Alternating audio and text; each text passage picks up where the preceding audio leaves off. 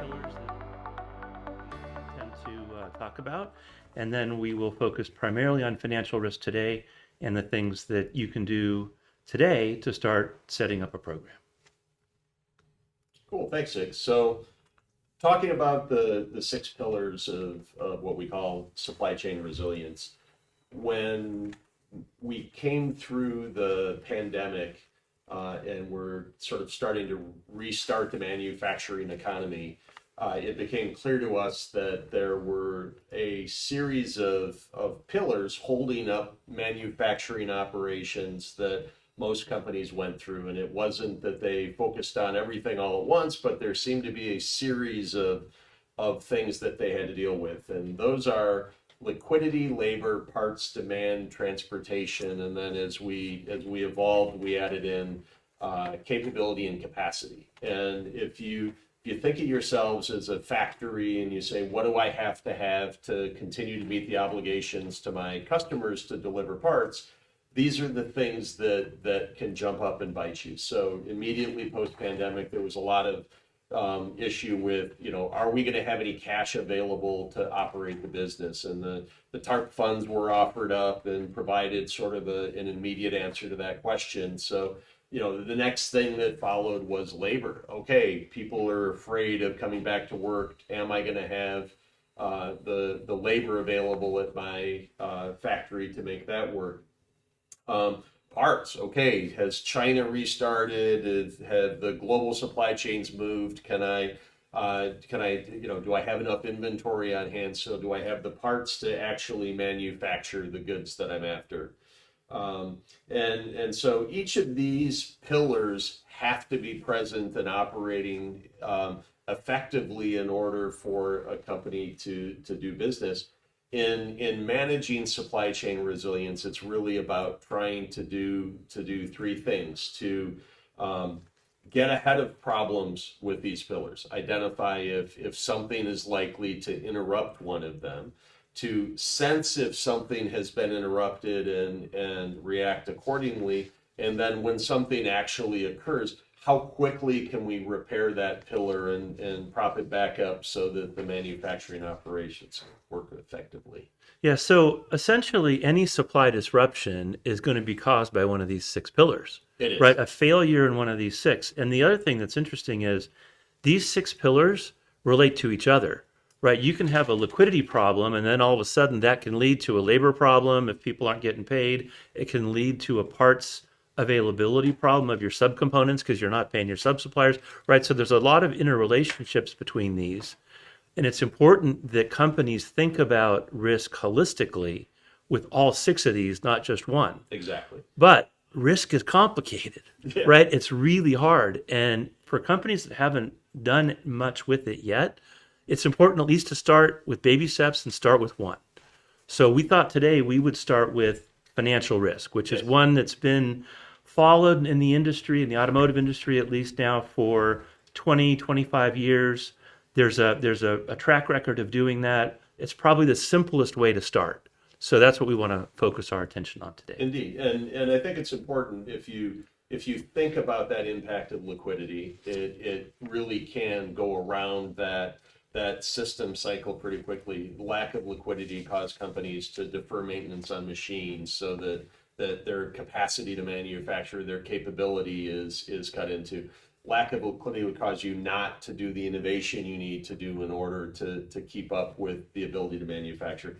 It really is kind of a central piece that can go around that clock of pillars and cause problems. So great place to start. One of the complicated things with the six pillars, in my view, is when you're thinking about managing risk holistically as an organization, typically there's a lead, right? And when you look at those six pillars and the slides of each of those six items, most companies are organized in silos. So you'll have one group responsible for financial health of suppliers and a different group responsible for logistics and transportation, a different one responsible for capacity planning and demand. And so when it comes to supplier risk management, you need to sort of lift above each of those silos and try to manage it on a holistic basis. Now, if you're only starting with one pillar, that's fine, but you need to manage it from a higher level as opposed to being always in the weeds. Because when you're always in the weeds, you don't necessarily see the interrelationships of each pillar to the other pillars. Well, and if you're trying to understand that resilience at the level of your direct suppliers or even upstream into the supply chain, then you need data from across those pillars. Yeah. So I need to understand delivery timing. Are my suppliers delivering things in a timely manner? And what might be causing that interruption? Is it a issue with how they're managing? Is it just simply a market issue with interruption in transportation in general? Has a port blown up and caused a problem? Sometimes part of all of this and part of the complexity is being able to reach out to those silos and bring back enough data that you can sort of stack it up and understand where the biggest risks are and what's impacting your ability to meet your obligations to the next customer down the line, right? Yeah, what's interesting, larger companies will have a group that's focused specifically on supplier risk, and they may have individuals in that group that represent supply chain management or demand planning or logistics and transportation or some of these other groups. And you need someone to coordinate it. And that's the first thing that's on this slide here is you need at least half a person that's sort of going to be the traffic controller of information coming in, information going out, information requests going out. So you need at least a half a person. If you're a smaller company, a half a person can get by taking that leadership role. If you're in a larger company, you might need a whole person or even more than one person in order to be able to bring all these different pieces together. The thing that I mentioned earlier that's really important, though, is the sense of urgency around this. We've done analyses on the supply base, and we gather financial information right now from close to 3,000 suppliers, both publicly traded as well as privately owned companies. And we've seen a pretty strong degradation in financial health. Yes. The profitability has been under challenge for a while now, and that's starting to eat into what we call liquidity, which is the cash available to pay your bills as they come due. Yeah.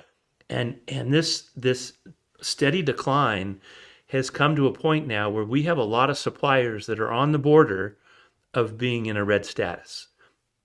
And we've done some analysis, including a sensitivity analysis, that if there's just a 5% increase in the cost of goods sold by tariffs or other inflationary pressures, that's going to cause the number of suppliers that are currently red in our supply base to go from 8% of the total population up to about 18%. So it's a we're right on the cusp now of having a lot of suppliers tip over the edge. And there's a real sense of urgency at this point to start doing something, start to get your arms around what does your supply base look like? If you're a supply chain manager or a C-suite of a company, what is the state of your supply base now? There is a sense of urgency in trying to get to the bottom absolutely. of that. And I think we did a post a couple of weeks ago that looked at the idea of the perfect storm. We've got multiple crises that are coming together, and the analogy I drew was back to my yacht racing world, where when you know the storm is coming, you get your crew to put on their life vests. You take down the big sails, you put the small ones up, and then you turn toward the storm, and it helps you protect yourself from the impact of something that you know is coming. And as we look at tariffs plus the destabilization of kind of the transportation or the typical supply chains that people are working with, the transition from ICE to BEV, the trapped capital in ICE, we're in kind of this perfect storm where we used to think of supply chain interruptions as black swan events that happened every once in a while. We're seeing these things now show up in overlapping waves, and all the more reason to act now, to figure out at least what are the minimal things we need to do, or how can we prioritize the suppliers that are most important to keeping us on the right track in our manufacturing operation. Right. Going back to your sailing analogy, you need to have the weather forecast, right? You want to have some weather radar. You need to understand how to read the water, see if there's, if the breeze is picking up by looking at the surface of the water. There's a lot of things that you can do to be proactive. And the more you're proactive, the earlier that you can start working on countermeasures, Yeah. the more options you have available to protect yourself and your crew. But you don't want to take down your sails too early. You don't want to turn into the storm more quickly than you need to. So yes, your data makes a massive difference. Understanding, things based on fact and timing things has a lot to do with whether you end up ahead of the competition or behind them, right? Yeah. Yeah. And I think that takes us to our next topic, which is about the supplier data gathering and the analysis. And what's really important about that is you need to make this a company priority. This can't be a purchasing priority or a supplier risk manager's priority. This needs to be an overall company priority because, as we talked about at the start here, there's 6 pillars of risk. The whole company will end up getting involved at some point in time. And so when this becomes a company priority and the company is everyone in the company is moving in the same direction, that's how you can start to make progress. Yeah. Because I can tell you some examples from my background where, I was running risk management for a large OEM, and, we would bring a supplier financial situation to one of the purchasing directors and say, well, this company's red. This is why it's red. These are things. And the manager might say, well, I'm not sure I believe what you're saying. And by the way, they're the cheapest providers. So I want to keep using them. I'm going to continue to source new business to them because that's what I want to do. And that's how I measure it. And so it's fine. But that's why it needs to become a corporate priority.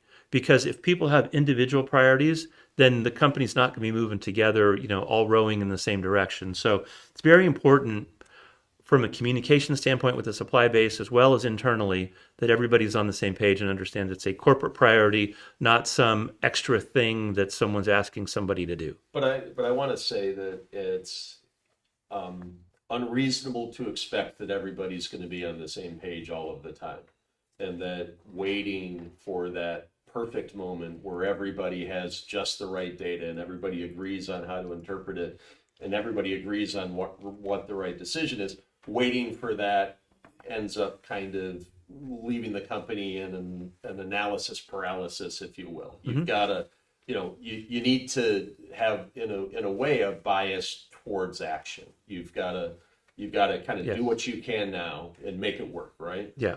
Yeah, you definitely have to have a bias toward action, but you also have to have a bias toward urgency.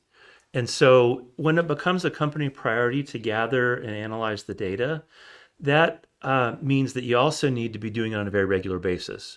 If you're looking at a Dun and Bradstreet report once a year, it's not going to do it for you. Yeah. You need to be collecting data, especially from companies that are financially weak. Yeah. You need to be collecting that data on a quarterly basis. And sometimes when things get really bad, even more frequent than that. Yeah. A supplier that's healthy, that's green, that's profitable, you maybe only need to check them once a year. But once things start to get rocky with a certain subset of your supply base, those are the ones you really need to focus on. And that's kind of back to the concept of looking at the ability to triage your problems and understand where you need to look most closely. Right. And what are the tools, the variables, what do you use to make those decisions about who's important? Mm-hmm. Well, the most important, obviously, is the data and the actual data and the trend data. That's what you would be using to help prioritize who needs to get the attention and who doesn't. And we can talk about that in a little bit. But back to this topic of being a company priority, when it's a company priority and then when you've got sourcing decisions that are coming due, for example, then the supplier financial health can be part of the decision-making process. It can become a criteria in making the decision. But that can only happen if it's a company priority as opposed to an individual team member's priority. Yeah. Right? The company needs to embrace that, okay, this is going to be one of the things we're going to look at, just like quality data or delivery data or launch performance data. This becomes a critical thing to look at when it's a company priority. The other thing that's important as you're gathering data is the data needs to be cleansed. Because one of the things that we found, we've been doing this a long time, is that when suppliers provide data, it's not always accurate. And shocking. You need to make sure that you've got the ability to check the data and look for errors. and correct those errors before it becomes an emergency. So Yeah. having the accurate data is really important, but also having accurate purchasing data is important, because the other thing that we found in what we do is when we get purchasing data from our clients, very often there are mistakes in the data, right? So, and you can talk a lot more about this, but typically 30% of the data that we get, purchasing data from purchasing organizations, Yeah. around 30% of that data has wrong addresses, wrong names, lots of mistakes. Maybe you can elaborate on that. I mean, it's a fact of life, and really, I think one of the keys here is, in a way, done is better than perfect. If you're waiting to try to get your data just perfect before you hand it off to a team to go do the analytics or to do the mapping or to do the data collection, then you're kind of fighting it, because yes, about 30 to 40% of what we get is in some way flawed. And so the first thing we end up doing in a process is that data cleansing, data augmentation. We take each site, identify where it is on the map, put the pin in there, figure out if it actually is a manufacturing site. If the manufacturing site is still owned by the same company that it used to be owned by. Oftentimes, at the start of a purchasing engagement, the data gets put into the purchasing database, and then we go into the manufacturing process, but the plant gets sold, it gets renamed, they resource it to a different plant and even a different country, and that data doesn't get updated. So that's something where we can actually add a tremendous amount of value, because we've got a database that's curated, that has accurate data, and we can take an input data source, compare it, and then know pretty quickly where the problems are, and then target the assets towards cleaning them up. Yeah. Which is actually, I have a lot of gripes that I can talk about with sort of the reliance on AI in mapping supply chains, but one of the places where AI can be very helpful is in the data cleansing and augmentation. It's got an ability to go out and inhale an enormous amount of information. And if we're talking about the sort of augmentation of a specific point or a specific record, it works really well there, because pick any manufacturing site on the planet, there really is a fair amount of information that can help you get a beat on what's there and what's happening. Mm-hmm. Yeah, and it brings up another point, which is if you have a very small team, including just half a person that may be responsible for this, gathering data from 500 or 1,000 suppliers, however many suppliers you have, it is a very time-consuming process. And then if you have to think about the data cleansing and all those activities that we just talked about, a lot of companies use the third-party service to do this data gathering and analysis because they just don't have the internal resources to do it. Well, and we hear an awful lot as we come into engagements. We hear an awful lot from the risk management teams that I spend so much of my time doing just the brute force communication, the brute force collection, just getting the data into a serviceable condition. I never get around to doing analytics. I can't ask questions of the data. Like, I don't have time. By the time I'm done with one cycle, I'm starting the next one. And so, yeah, it's sort of relying on third parties to kind of take a shot at that is super important. Yeah. And then by doing that, you allow your team or team members, if you have multiple team members doing it, to go through data on your red suppliers and figure out, because let's say you've got 40 of them, how do you know which of them really require work to do something for? And some of them are just a monitor situation, right? There are certain regions of the world where companies tend to have very high leverage ratios because they have a lot of intercompany debt, as an example. And a lot of times those companies will have intercompany relationships with their suppliers. They're buying from related entities, and it can skew some of the financial metrics, and they just run their business that way, and they just become a monitor at that point in time. And there's others in your list of red suppliers that are really about to fall off the table and are barely able to pay their rent and their utilities and their suppliers, and those are the ones you need to be creating countermeasures for. And that's why having a third-party service can sort of offload the sort of brute force work of gathering the data, going through the analytics, providing it in a way that helps your team prioritize it so they can figure out which of their red suppliers are the ones that really need countermeasures and planning. Well, and from an education standpoint, that's a huge part of it is what do you do? Okay, we found the problem. We found one of those at-risk red suppliers. How do we move forward most effectively to avoid that risk? Right. Right.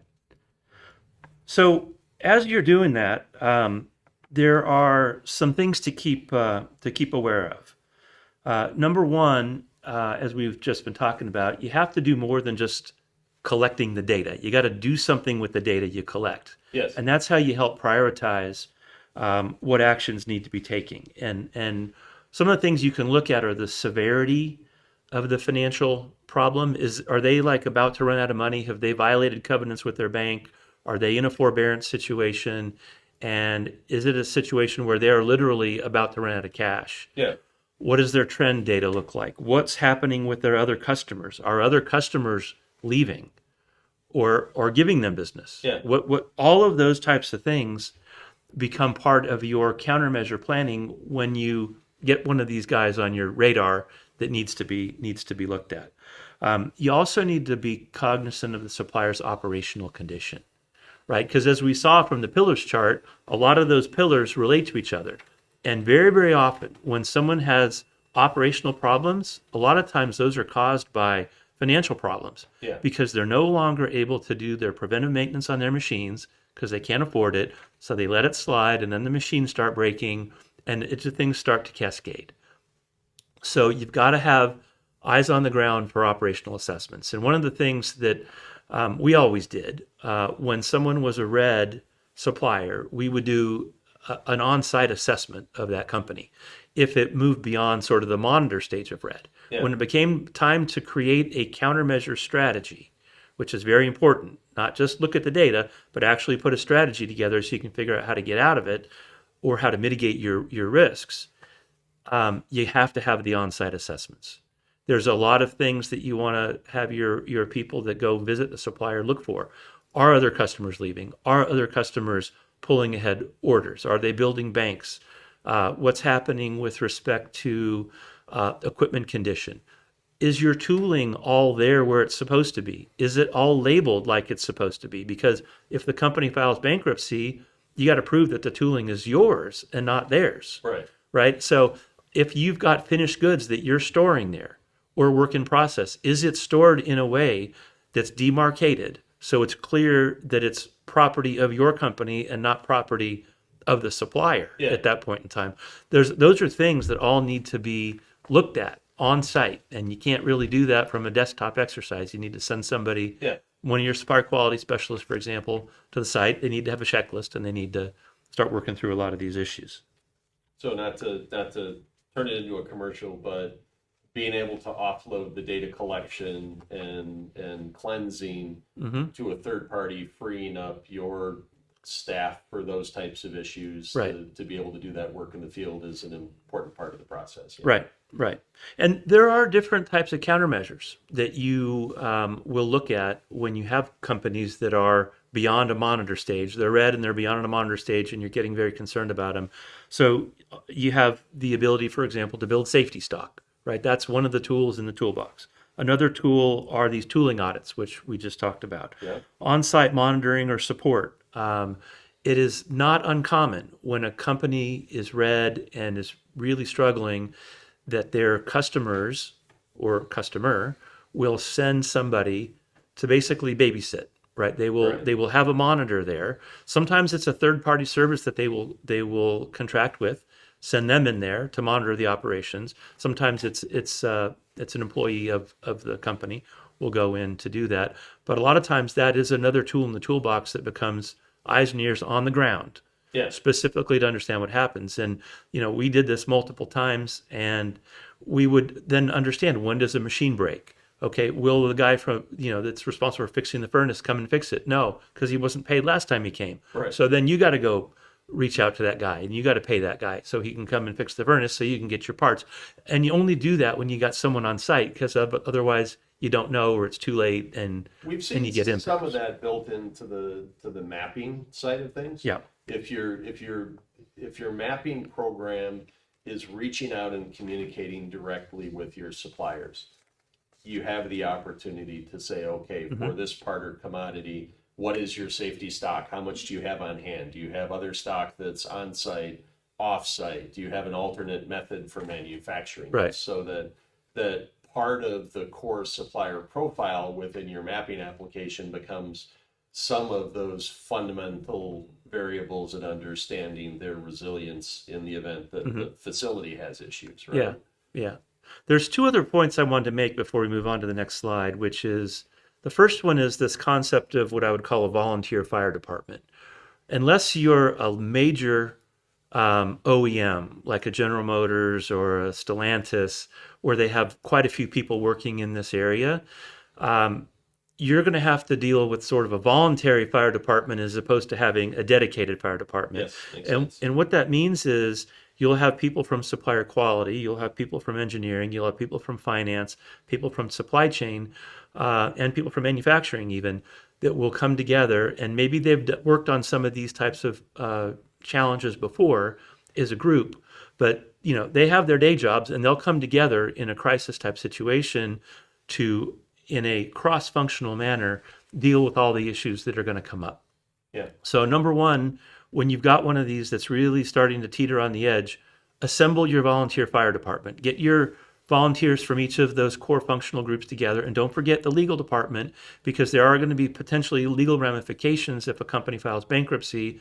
There's things that you can and can't do when a company files, where you become sort of legally constrained in certain times in that process. And so you need to make sure that your legal department is involved as well in that volunteer fire department.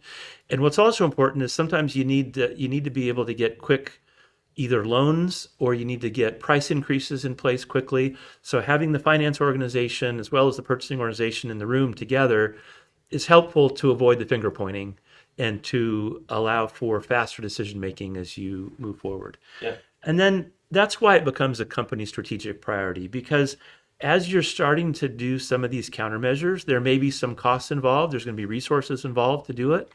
And having this as a company priority means that you will be given resources by your executives to help solve these problems. So now you've identified the problems. You've said, okay, I've got these list of red suppliers. Okay, now I've got, of my red suppliers, the ones I'm doing countermeasures with, and now I might need some resources to help me with that. Yeah. Well, having it be a company priority ensures that it's not just you on an island by yourself. Right. Like, because otherwise you would say, well, why do I want to find out about all these red suppliers if I'm going to have to fix it, and my executives aren't going to give me either manpower to help me fix it or money to help me fix it, when both of them are going to be required. Yeah. So having this as a company priority, we'll come back to that, becomes super important for being effective in managing risk. I think it's safe to say when you put that group together, it also becomes more apparent that this supplier, this incident will have a significant impact on the company, and that it's in our best interest to solve it now and efficiently. Yeah. Too often these things get strung along, and the longer it goes, the more expensive it is to get out of the problem. Yeah. Like a whole subgenre of this is, one of our three ideas is find the problem before it occurs, get ahead of it, solve it, and then you're not writing a $30 million check at the end to try to, bail out a supplier that's irredeemably wrecked. Right.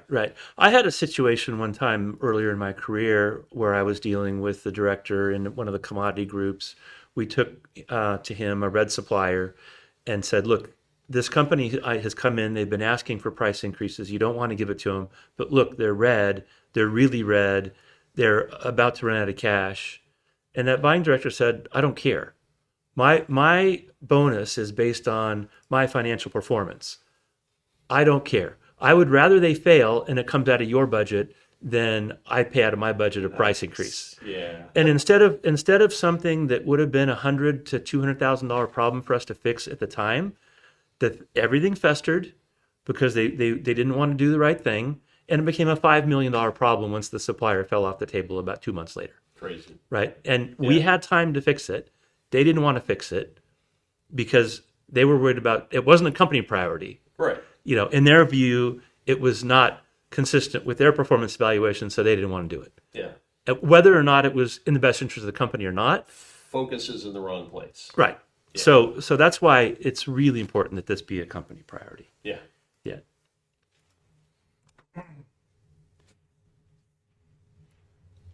So yeah, next topic is the use of third-party tools for data gathering and analysis, and we've touched on this a little bit in what we've talked about. But there's some kind of interesting topics there are interesting ways to look at this topic that somebody who's evolving this program should pay attention to. So first on the list is ease of data interpretation, especially in finance. Related things, the data that's coming in, the analytics that you get have to be something that people can understand.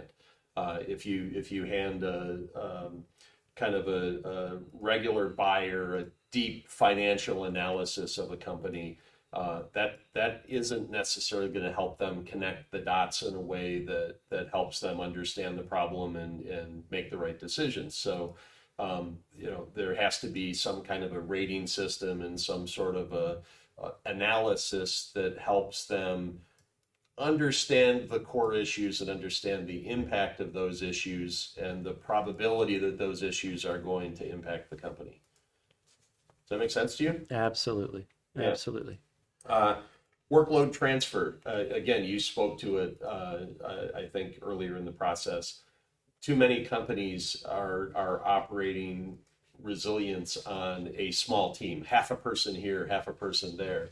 And it's very hard to gain mass and momentum in terms of solving these problems if you don't have the tools, if you don't have the experience, if you don't have the assets to get that done. And so being able to transfer that workload off to third parties where it really is the high volume transactional communications, it's the babysitting, it's the sales and marketing, the engagement of the supplier and getting them to bring the data in.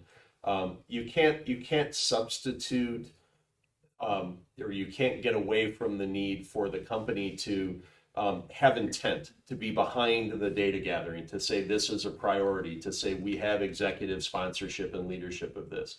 But if you put those critical components in place, it's appropriate to hand it off to folks like us to be able to do that gathering, take the load off of the buyers or the risk individuals, and enable them or free them up to do the things that they're after.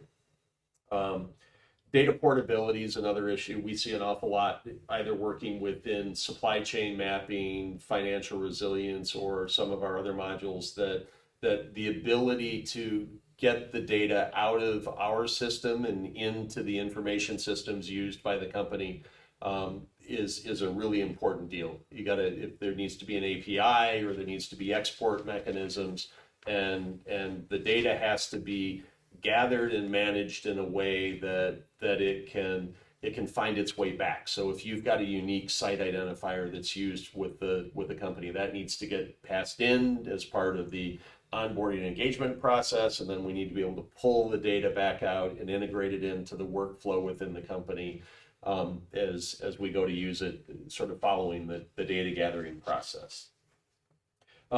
Support for multiple customers or even the entire supply chain. And I think this is one area where we've focused on trying to differentiate from the typical approach.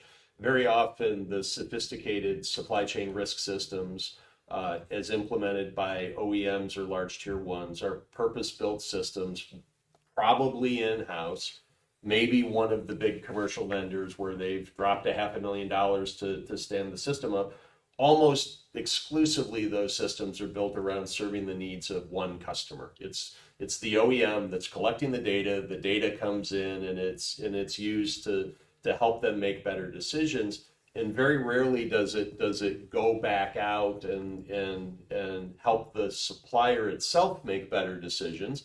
But more importantly, it's a system into which the supplier puts their data related to that one customer. So then they're being asked by a second customer, oh, go put the data into our system. And then a third customer says, put it into our system. So finding a platform that you can use to collect the data where your suppliers can use it themselves to gather data on their behalf, or where they're being asked to present that same data on behalf of other customers is efficient. And it's becoming more and more necessary as sort of a core level requirement for people to accept using it. Yeah, there's so many requests going out from customers to suppliers these days, right? Whether it's sustainability or it's a tariff issue or it's capacity planning, there's request after request after request from every single customer, all different formats, right? And at least with this specifically for financial health, if they can put their data into one platform and have it shared with multiple customers, that's a real time saver, and probably helps to improve your relationship with that supplier. Yeah. There's another dimension of that, which is being able to solve more than one problem in a single place. If I go back to where we started in the space of supply chain management, back 2006, so coming up on almost 20 years ago, very typically systems are built to say, okay, this is for mapping, or this is for financial resilience, or this is for logistics, or this is for health and safety. And there are these siloed systems within companies, and it makes it very expensive to try to solve the problem across our 6 pillars: liquidity, labor, parts, demand, and transportation capacity.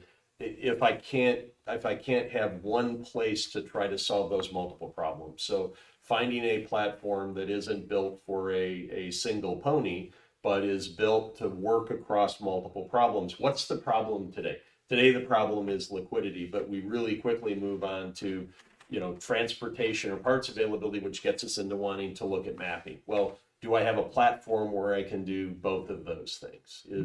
I think is a super important thing to consider. Data security is more and more becoming something that you can't ignore. You can't just assume that everything is going to be buttoned up. And it's important because as you communicate with your suppliers, as you exchange data with your customers, you have to be confident that your data is being managed effectively and securely.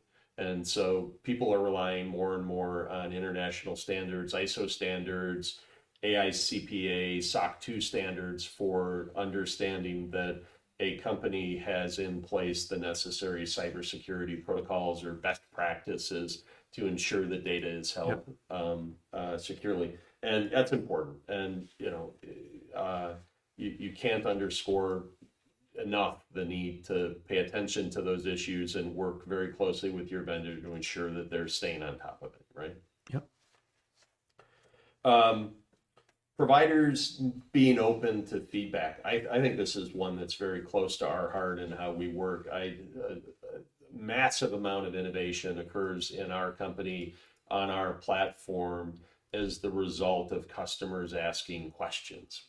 Can I do this? Can I have that? I want to look at it this way. One of the early things that we had in the resilience module was we were publishing, like everybody else, these are the key ratios. These are the things that drive the underlying liquidity or leverage or profitability of a company. And we'd throw up a ratio and a value, and people go, I don't know if 0.5 is a good number. Is that good or bad? And one of our customers came in and said, hey, can you maybe just, give me an indicator up there, whether that's a red, yellow, or green, change the color of the number or something. And we innovated this slider bar with a black marker that helps you understand, am I middle of a yellow, headed toward a red, or am I off the charts bad? And that helps as we talk about the sort of ease of accessibility of the data.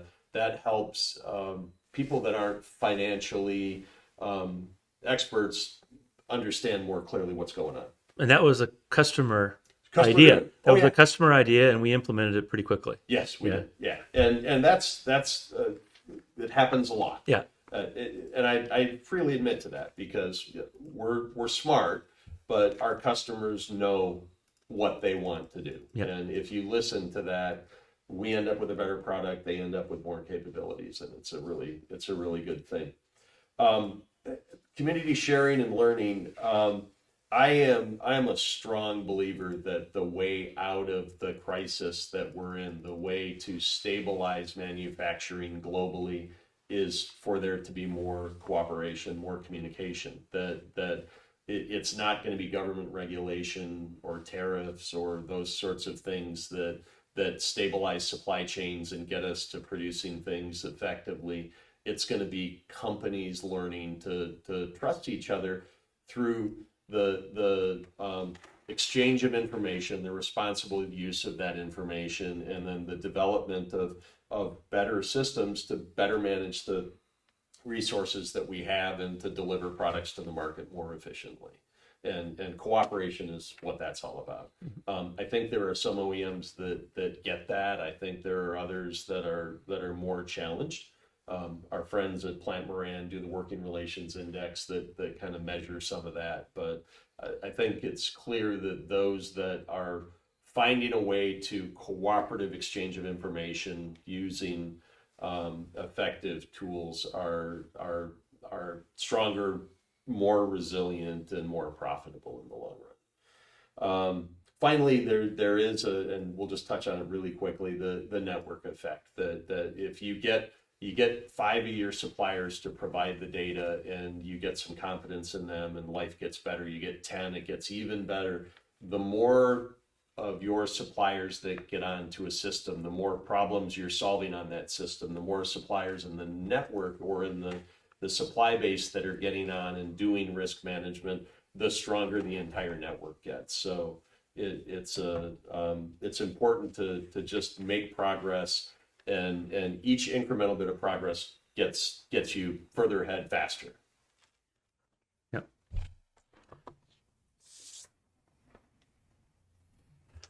So why should companies be proactive in their risk management? This is a question that we get asked from time to time. And is there really a benefit? Because companies might look at, say, subscribing to a service, and maybe it's, $10, $20, $30,000 a year, and they have to dedicate a half a person or even two people to help manage the risk process. What's the payoff? Is it really worth it or not?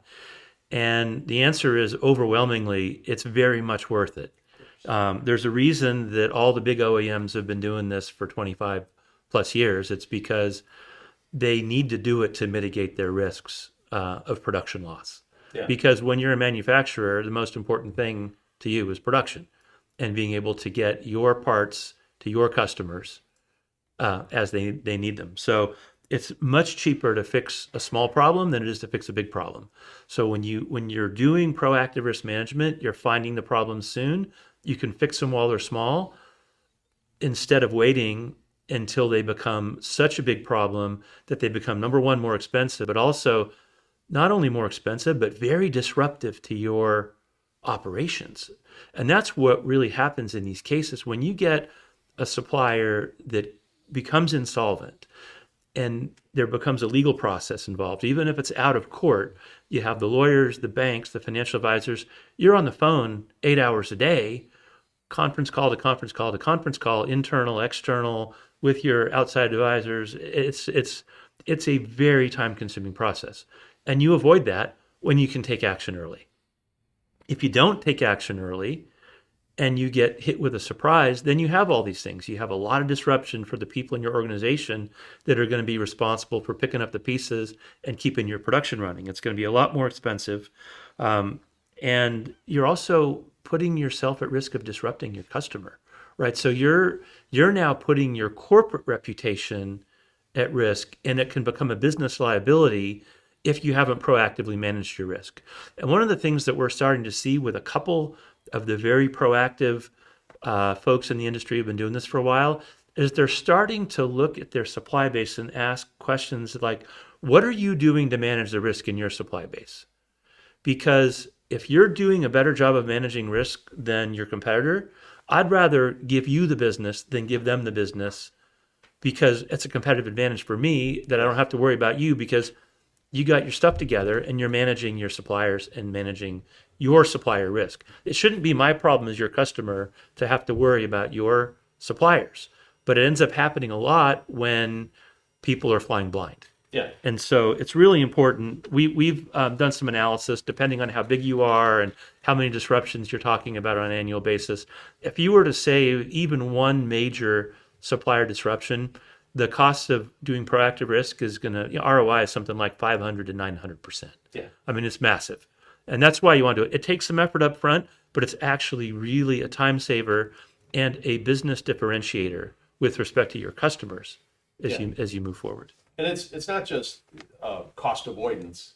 A healthy supplier is a more agile supplier. They can adjust to what you need to do. They can turn more easily if you have to change direction. And we're seeing that more and more in the industry as we see a bit of a reversal on battery electric vehicles. We're not seeing the take up that was expected. And so if your supplier is healthier, if you've gotten ahead of those problems, if you've helped them work through those problems, then they're more able to adapt to what you need. And if you can adapt more quickly, it's a competitive advantage in the marketplace. Right. And something I've heard from some people that have been talking to us recently, they haven't been doing proactive risk.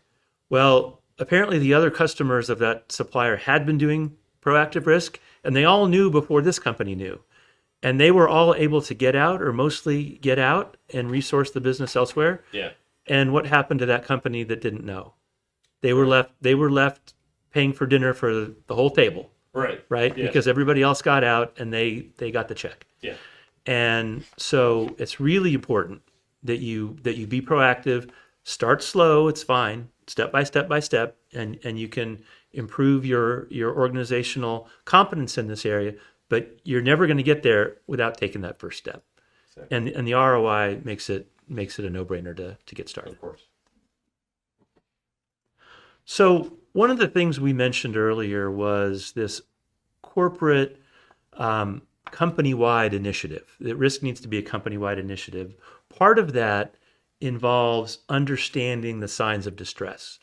And the reason that's important is because there are many, many people in your company that deal with suppliers on a daily basis, right? It's not just a buyer, right? You have buyers, you have supplier quality specialists who go out and visit plants. You have people in the finance organization, you have people in the supply chain organization that are communicating with supplier daily around ordering and packaging and returnable packaging, all kinds of issues. Yeah. So you have a lot of touch points. You should weaponize those touch points to gather data, right? So there are lots of signs of distress that once people open their eyes, they can start to see. And it's not just a risk manager's job to find the risk. The whole organization needs to be, on the lookout for these types of things. So we've got a list here on the screen of some of the common issues that we see of potential signs of distress just on the financial side. We'll get to the operational in a second, but on the financial side, if the supplier is coming to you asking for price increases, that could be a sign that they're having financial issues. Could be a sign they're having financial issues. So when a buyer starts to get requests and the requests start to become more urgent from one of their suppliers that, hey, I really need pricing, I'm losing money, well, you need to start to dig in and understand the financials of that company and how much is this really needed, and is this just an early warning sign that there is deeper distress within that company. Another one is the supplier coming to you and asking for shorter payment terms. Okay, you're on 60-day payment terms. Now all of a sudden they want 20-day payment terms. Well, why do they need 20-day payment terms? And is that a good idea to give them the accelerated payment terms or not? Can I take just a quick sidebar on that one? As we look at the data for those thousands of companies that we track today, we're seeing days sales outstanding and days receivables outstanding both trending way down, lower than we've seen them before, which signals to me that there's a shorter rope, right? And there's less flexibility, that there isn't money sitting there in the pipeline to kind of help cover up the problems. Is that a fair interpretation? Yeah, what we saw toward the end of 2024 was accounts receivables for a lot of the companies that we were scoring had been creeping up, meaning they were not being paid on time. Yeah. And we do a days payables outstanding and days receivables outstanding are some of the metrics that we report back to our clients. And what we saw was a troubling trend that companies weren't getting paid on time. And starting earlier this year, that trend started to reverse and get back to more normal payment terms.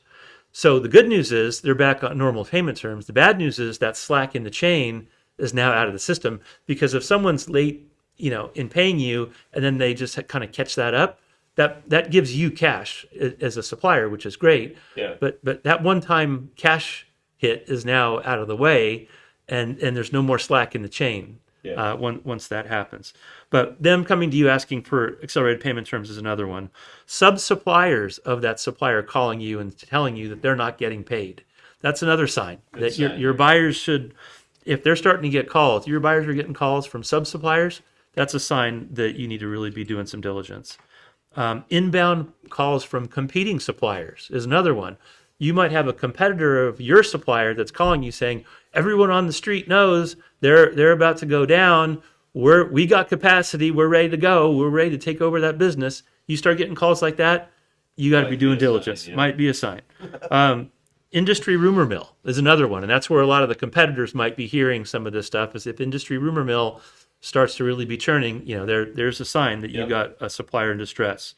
And of course, the supplier might actually tell you that, hey, I'm having problems with my bank, I need this, or there's things like that. And then the last one is executive turnover, right? If the CFO leaves, that's a really good sign that they're probably having financial distress. Maybe they got a promotion and got to go to a different company in a different city that they want to live in or something. But a lot of times when you have executive level turnover, plant managers, CFOs, C-suite people, that's usually a sign of financial distress. Yeah, we had some anecdotal evidence of that in speaking with some potential customers recently, where they talked about the CEO of one of their suppliers retired, right? And they didn't think much of it. They knew, it was fairly common knowledge it was happening. But over the period of the next quarter, the next 3 months, other key individuals started leaving, and pretty soon the quality and the delivery timing, everything dropped. Yeah. And they said they went from being a very solid, reliable supplier to being, one of the worst problems. And the triggering event was, in fact, that change in leadership. Yeah, if I recall that conversation correctly, what the supplier said is leadership changed, and then they stopped reporting their financials, and then lo and behold, 2 months later, they were basically had failed. Yeah. So that was an early warning sign that could have been picked up on. Diligence could have been performed, and could have preserved some optionality. Moving on to the operational side, because there is, as we talked about a couple of times already, a link between financial performance and operational performance. When you have a supplier that's got frequent equipment breakdowns, you go in to do a plant visit and the plant's dirty, you get lots of scrap, in either in scrap bins or on the floor, and they're doing a lot of rework. You got expedited freight, you got difficult launches for you, they're failing on your launches, or, in your conversations, you understand they're failing on launches with other customers, poor delivery performance, any types of these operational things that you see, very often they're linked with financial issues. Yeah. So as your teams are visiting suppliers, make sure they understand these signs of financial distress that actually show up in the operational metrics, as well as operations at the plant level itself. Yeah. These are really, really important things for your teams to understand, be trained on, and be reminded of on a regular basis, because when the entire organization is looking for these signs of distress, not just the risk team, you're going to find a lot more than if it's just, again, one person in a silo who's been tasked with the responsibility of doing it, and then the rest of the organization, when they're all engaged, it's going to be a much more effective process. Yeah, just to kind of a creative use of third-party technology, one of the things we've explored or are working on actively with Aon, the large insurance provider, is a system that gets into evaluating the facility health, looks at how they manage the property itself, fire protection, protection from environmental disasters, things like that, and that the reports that are created as part of that insurance process are actually a pretty good source of information to develop a scorecard for how effective they're managing that, and the lack of liquidity or profitability will very quickly start to erode the insurability of the plant, because they are deferring the kind of things that are necessary to keep it up to date, right? Mm-hmm. So being able to sort of tap into those third-party sources of data without even having to go out and do the site visits yourself, right? Yeah, absolutely. So we're almost out of time. So I think we should try to just wrap up with a couple of key points. Yeah, of course. Things that we talked about today. Number one, you need to move with a sense of urgency with respect to supplier risk. The financial trends are not your friend right now. And there are a lot of suppliers that are on the verge of insolvency, and there's more and more every day. So the longer you wait, the more you're putting your company at risk. So sense of urgency is really critical. Number two is creating this as a company priority, not an individual person's priority.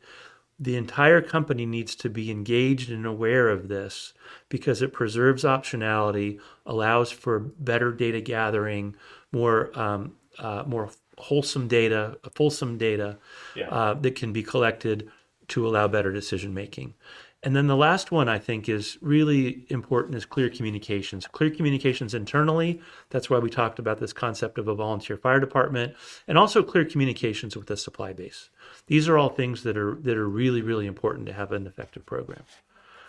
As we wrap up, one thing I just wanted to mention is, as we've been talking to clients about our platform, which does financial data gathering and analysis on behalf of our clients. We also have modules in supply chain mapping, USMCA.